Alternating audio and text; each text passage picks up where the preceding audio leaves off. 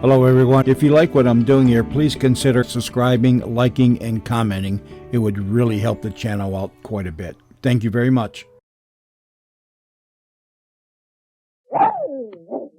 Gaines Dog Food presents Juvenile Jury.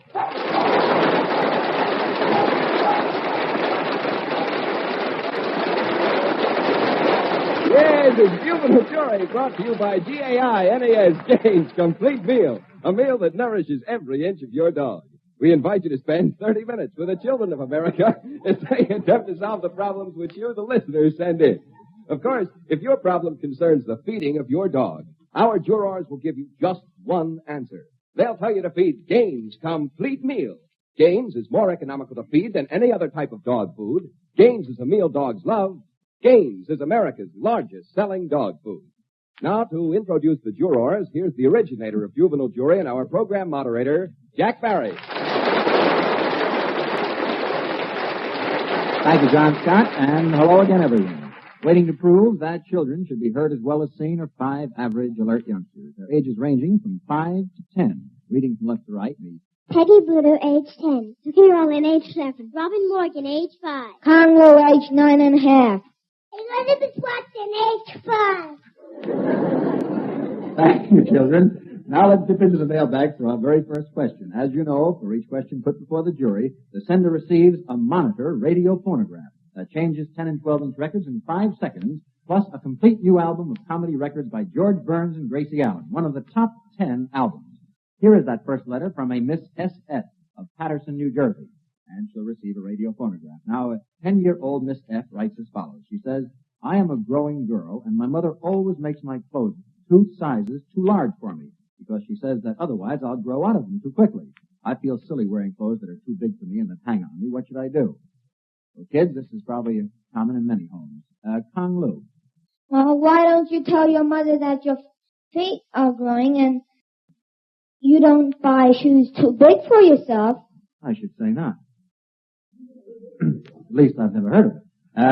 Peggy Bruder. Well, why don't you go outside when it's very, very, very hardly raining and just let your clothes shrink? Just let your clothes shrink. Yes. Peggy, confidentially, that shrinks. Mm-hmm. Dickie Orland. Well, she should explain to her mother that when she wears those big and long clothes on her, she feels very self-unconscious.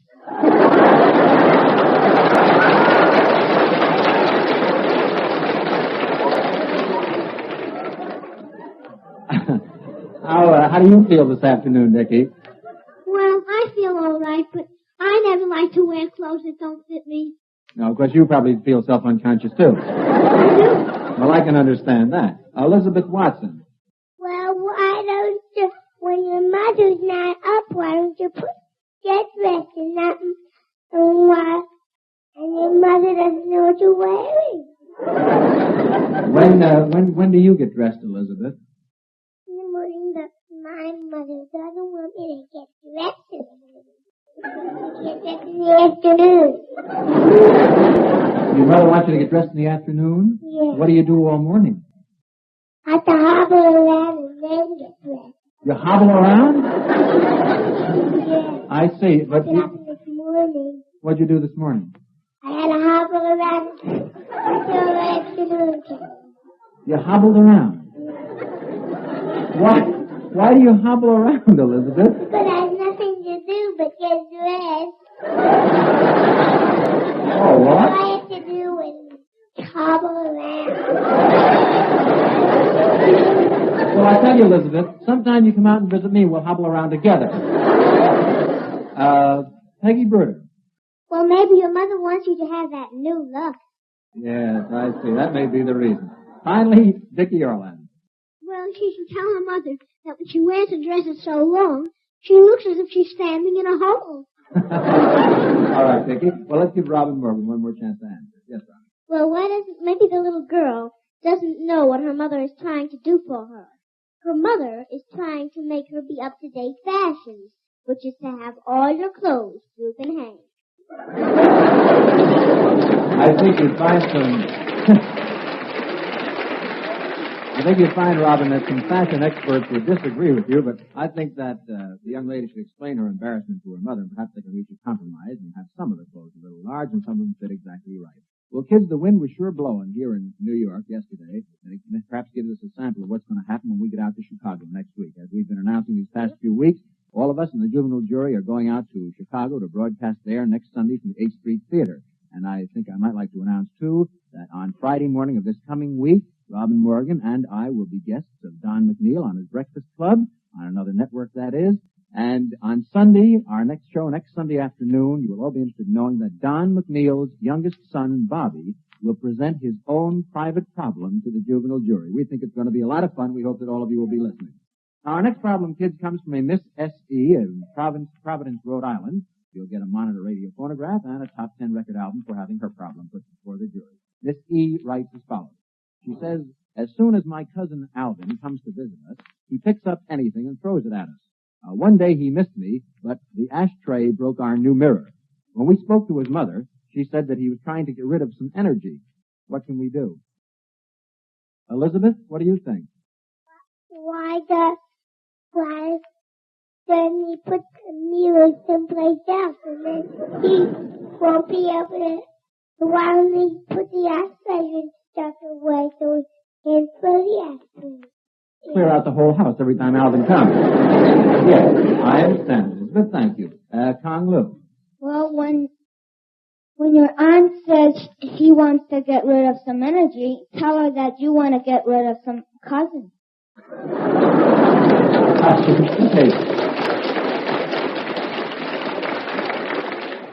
Peggy Bruder. Well, why don't you just leave some boomerangs around? And boomerang right back at him. I see. All right, Peggy. Dickie Orland? Well, George Washington liked to throw also. He threw $50 across the river and became president. So she should take her little cousin to the river and let him throw his money across. And she can stand on the other side and collect it. Do you think there's any chance that Alvin will become president, Dickie? Well, maybe. I hope so. Robin Morgan. Well, you get a lot of energy from irons and mashed potatoes. Irons and what? Mashed potatoes. Irons and mashed potatoes? Yes, sir. Must be rather difficult eating them that way, don't you think? So why don't they take away all his irons and mashed potatoes, and then he'll be like the rest of us. You sound almost like a golfer. Mashed potatoes, then he can putter around a little bit. Mm-hmm. Kong Lu. Well, why don't you let him pick up a thing, but before he picks it up, put glue on it, and then distract him for a moment and let the glue dry, and when he tries to throw it, he won't be able to. You should distract him a little bit? Yes. Then after this problem, the way he's going to do it, I think we'll have to subtract him a little bit, too. Dickie Orland. Well, maybe he can't see straight, so they should get him some glasses. And then, when he picks up something to throw, at least he won't be breaking any mirrors. All right, finally, Peggy Bruder. Well, why don't you take advantage of him and hire him as a pitcher for the Dodgers? And I think they can use him. Well, I think they ought to explain to the aunt that the boy is destructive and that unless his actions are controlled, that he won't be able to come over to the house anymore as a guest. Now here is our popular feature, Gaines' Dog Guest of the Week. Each week we bring a real dog on stage to see if the juvenile jury can identify it. And here it comes now. This is John Scott speaking off stage. The jurors can't hear me, but Gaines' dog guests are two Lhasa Apsos. Now back to Jack Barry.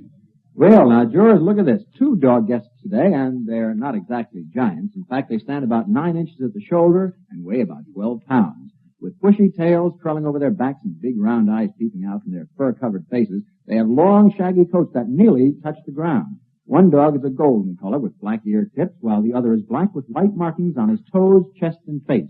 Kids, this is perhaps the most difficult of all the dogs we've had so far to identify. Can anyone tell me what kind of dogs these are? I think the black one's a Scotty. You think the black one's a Scotty, and what about the other one? I think the other one's a Scotty, too. Oh, I see. Then, can we sum that up and say you think that both are Scotties? Yes. Thank you. Kong, any idea what they are? I think the Lasher Terriers. They're what? Lasher Terriers. We'll get back to you in a minute, Kong. Do you have any idea what they are, Robin? Well, I think they're, I think they're Irish Scots. That's a rather different combination, isn't it? Irish Scots. Uh-huh. All right. Dickie, do you know what they are? I'm going to say what Peggy says.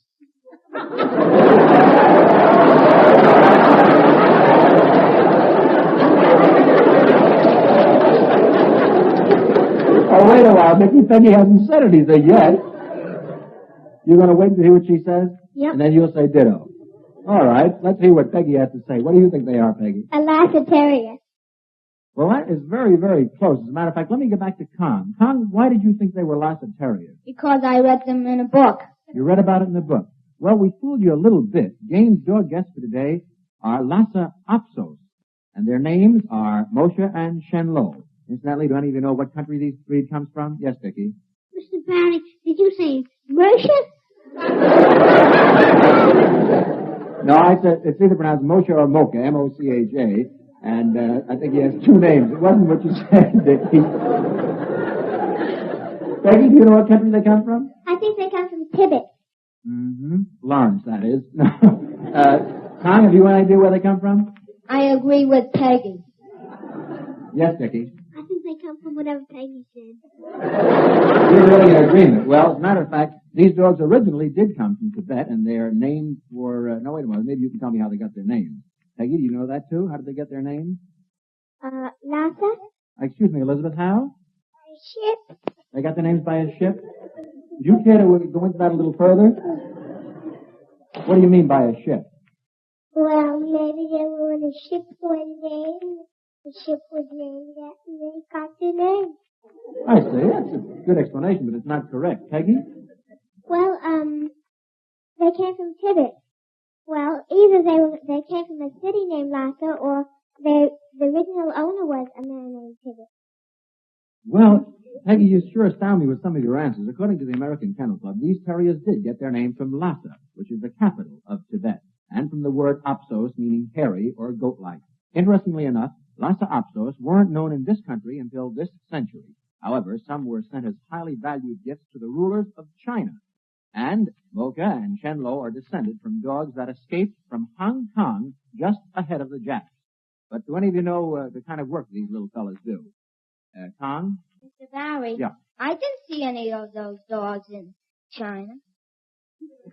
How long has it been since you were in China, Kong? 3 years. And what city were you in? I was born in Hong Kong. And you didn't see those dogs? No, I was only small, you know. Oh, I see. Well, for goodness sakes, I want you fellas to all get acquainted here before the program is finished.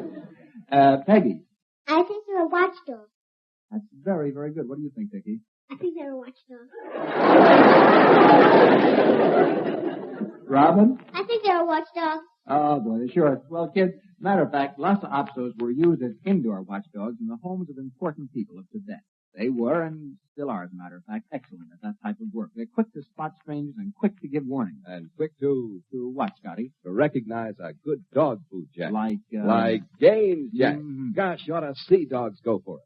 Their wagging tails and sparkling eyes tell you right off they like it. And besides tasting good, Gaines' complete meal is good for dogs, too. It contains everything they're known to need. Proteins, fats, carbohydrates, plus all the essential vitamins and minerals and more than required amounts. Yes, sirree, Gaines nourishes every inch of a dog. It's that good. Yes, and Gaines is good for dog owners, too. Good for their pocketbooks. It's more economical to feed than any other type of dog food. Just take canned dog food. Since they're cooked in the can, the manufacturers must add water for proper cooking. This brings the moisture up to as much as 70%, often higher. But Gaines is different.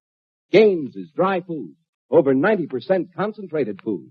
You add the liquid yourself at no extra cost. You don't pay for moisture. You buy nourishment when you buy Gaines. So like thousands of dog owners, listen to your dog speak. Speak for Gaines. It's America's largest selling dog food. Thanks, Scotty, and thanks to our Gaines dog guests of the week. Take a bow, Moshe and Shenlo.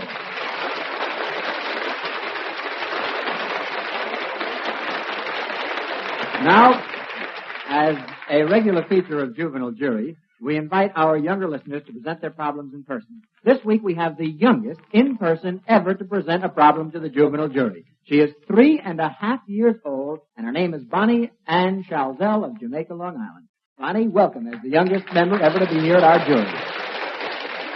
Now, Bonnie, will you tell the members of the juvenile jury what your problem is? My mommy puts me in the carriage, and I don't wanna. I'd rather walk. We're leaving it up to the jury. All right, Bonnie Ann, I'm sure that's a very serious problem for you. Any questions, Peggy? Why do you want to walk? 'Cause I think I'm too big, and my mommy wants me to walk. Why does your mother want you to walk? No, her mother wants her to be in the carriage, I believe. Isn't that right, Bonnie? Yes. Yeah. Why does your mother want you to be in the carriage? 'Cause she thinks I'm a baby, and I say I'm not. But she still does it. Well, when does she make you walk? Stay in the carriage. Well, when we go shopping. All right, Robin? How long does your mother shop? Well, about 2 hours. And you have to stay in the carriage all that time? No, I go in the store. I see. Elizabeth? Well, your mother wants you to get in the carriage because she doesn't want you to get lost.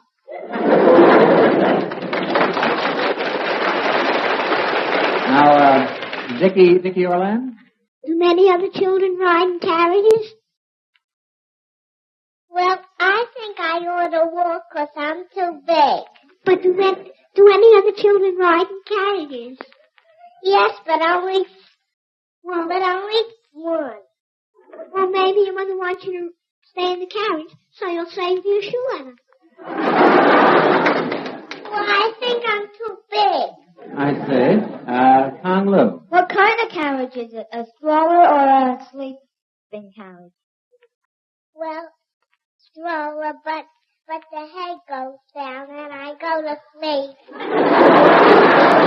Well, kids, let's take a quick rundown here and see whether or not she should stay in the carriage or not. Peggy, do you think she should stay in the carriage? Well, yes, because I think she'll walk enough when she grows up. All right. Dickie? Well, let me... You say what Peggy says, I know. Well, let's think about it and go to Robin Morgan. Well, I don't think that you should mind it, because my mother told me that before automobiles were discovered, even grown-ups used to ride around in carriages. So there's nothing wrong. All right, Robin. Kong Lu? I think you should ride in the carriage because you might get lost and fight with somebody. All right. And finally, Elizabeth, do you think she should ride in the carriage? Yes. Why do you think so? Because, have you ever been in Atlantic City?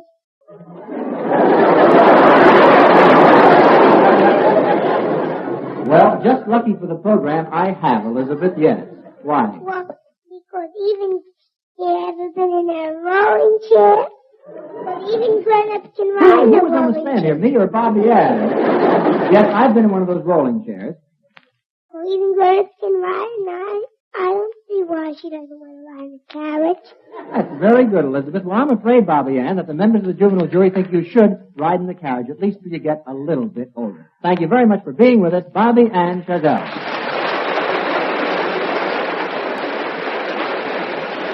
Now, kids, let's get back to some more problems. This next problem comes to us from Brooklyn, sent to us by Master A.F., to whom we're sending a smart radio phonograph plus a top 10 album. 11-year-old Master F. writes as follows. He says, every afternoon, after classes, my younger sister runs directly home. You see, we each go to different schools, but our house is closer to her school than it is to mine. So she gets home before I do and eats up all of the cookies in the jar, leaving none for me. What should I do? Kong Lu.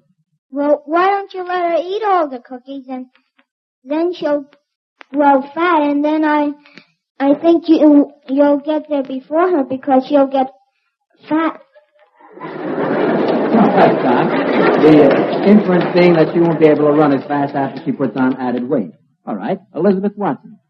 Well, I let her eat the cookies because if she eats them, she'll get fat. And, she can't run. You can't run fast when you're fat because I see. Dickie says what Peggy says, and you say what Con says. Dickie Orland.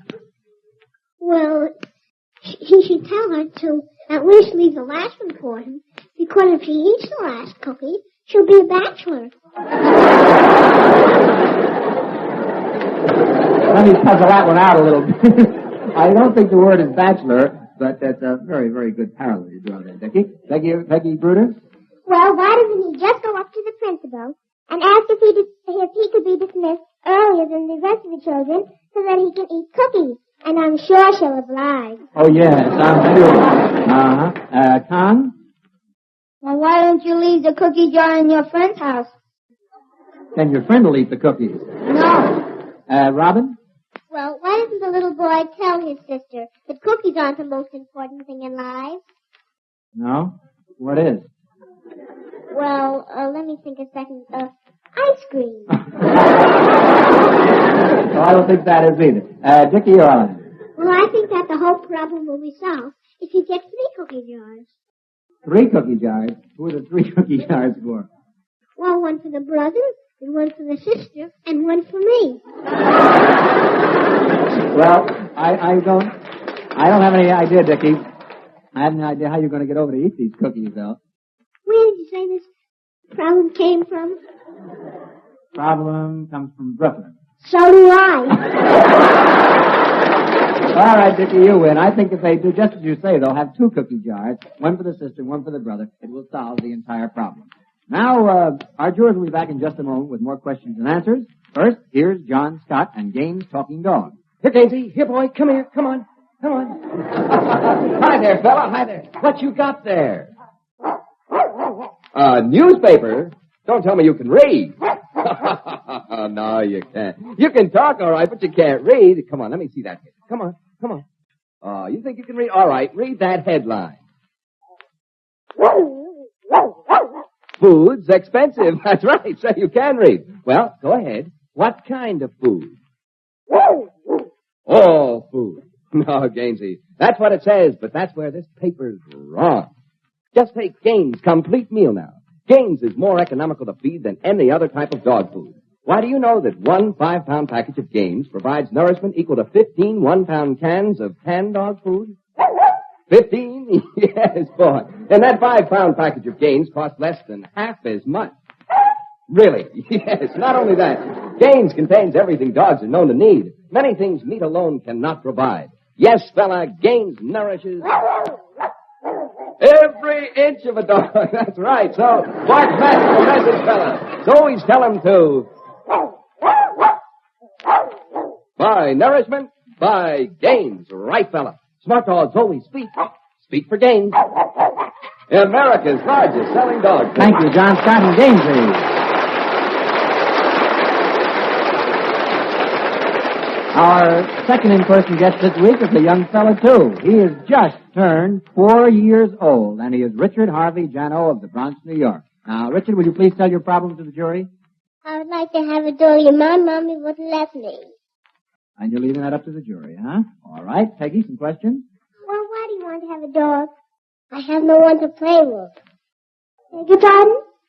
I said I have no one to play with. Oh. Well, You have no one to play with? Yes. Yes. Oh, Dickie? Have you really tried talking to your mother about the dog? Yes. Well, tell your mother that you'll take care of the dog, and she'll really get to love the dog, because after a while you'll see it'll be like your own flesh and blood. Yes. Let's get some more questions here. Robin? Have you ever had a dog? Never.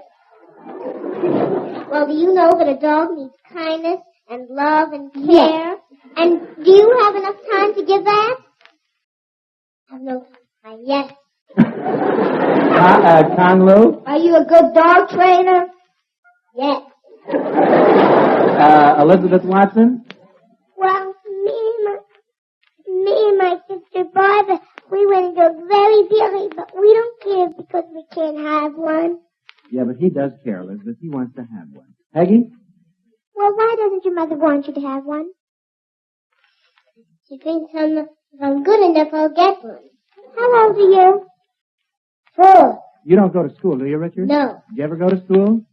Yes, but I didn't like the lunches.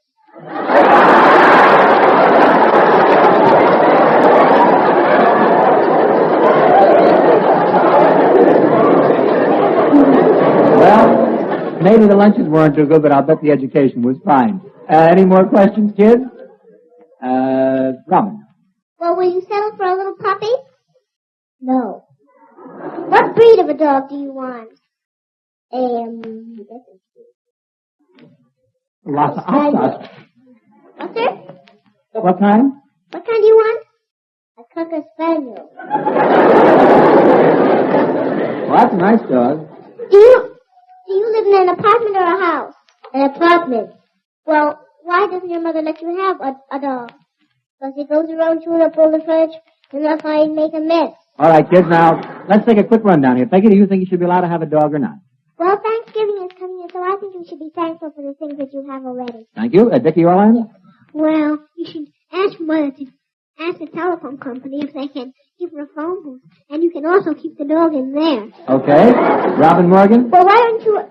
Yes, you should have a dog. But why don't you please tell your mother that there won't be any mess, because you'll always feed your dog games. And then he'll always be a lady. Well, thank you, Robin. Con Lou.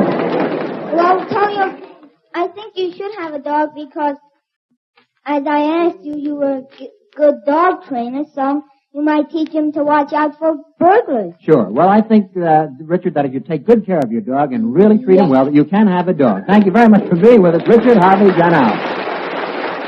Now, here's John Scott to tell you how you may win a radio phonograph. If you have a question, send it to Juvenile Jury, Box 148, New York, 8, New York. If your question is used on the air, you'll receive a $100 monitor combination radio phonograph with an automatic record changer that plays both 10 and 12-inch records, plus a complete album of 4 brand-new comedy records by George Burns and Gracie Allen, one of the top 10 albums. The decision of the judges is final, and all questions become our property. Thank you, John. Our time is up, so until next week, good luck from... Peggy Buter, Dickie Orland, Robin Morgan, Hanglo. Watson. And from me, Jack Barry, with this closing thought. Out of the mouths of babes, oft times come gems. Goodbye.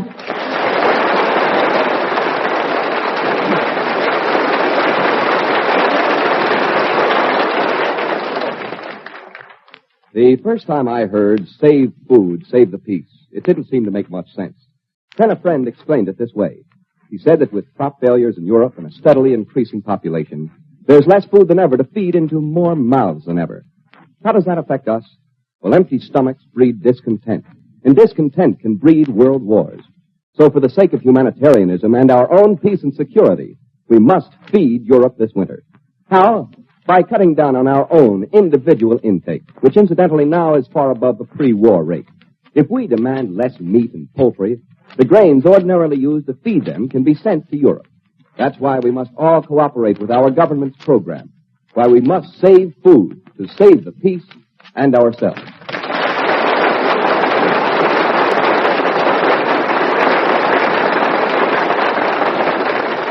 Juvenile Jury is presented each week at the same time by Gaines Complete Meal, a meal that nourishes every inch of your dog. This is John Scott speaking. This program came from New York.